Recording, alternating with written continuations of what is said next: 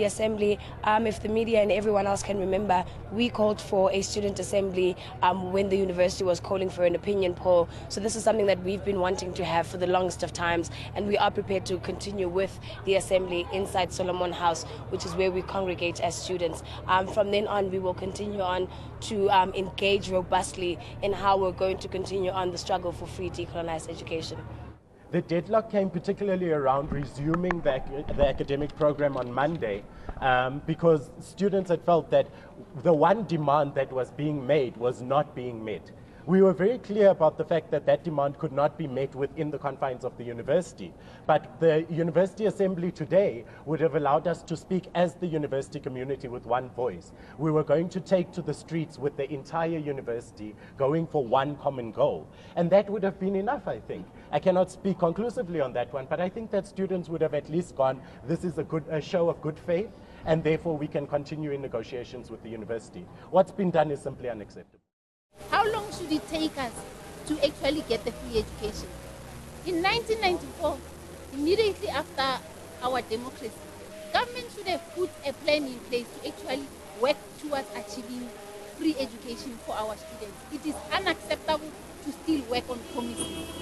How long should we be promised things? It is not going to happen. It is not for the students, it is not for the academics, it is for the government to actually act in the same way that they have been able to liberate so much money to build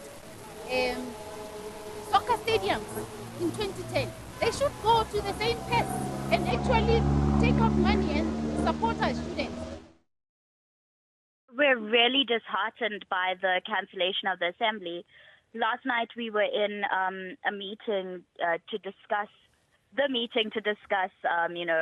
General Assembly negotiations and how we're moving forward. And there was a lot of back and forth, but I thought by the end of that, we had established as a unit, with the SRC, with whoever else was there, that we were going to go forward with the General Assembly. And it seemed like we were going to get the academic program on track.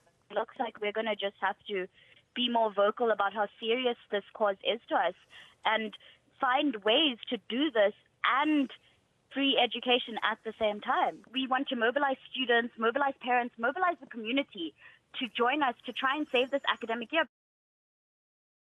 Now let's take a look at some of the demands of the Wits protesting students. They demand that Wits shut down until government commits to free decolonized education. The Varsity Vice-Chancellor should march with the Fees Must Fall movement to provincial and national governments. Wits should initiate a class action against government if the government fails to deliver free education. Wits should task all vice-chancellors to do away with the levy instituted against international African students.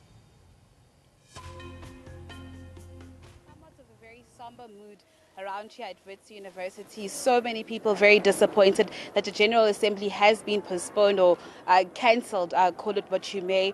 But we were actually outside with the academics when they were actually addressing some other crowds of academics and lecturers, and they all raised their disappointment, saying that this was really uncalled for. We spoke to students off the record saying that this is somewhat, management is somewhat undermining them by actually cancelling the General Assembly. We do know that students were calling for free, quality, decolonialized education. And when asking the students, do they actually think that, academic activities will resume on Monday? Some saying no, some actually fearing that academic activities will not resume or carry on rather for the remainder of the year. Very, very somber mood here. But Peter, just academics, I will just paint a picture for you. Academics are actually, marching throughout the campus.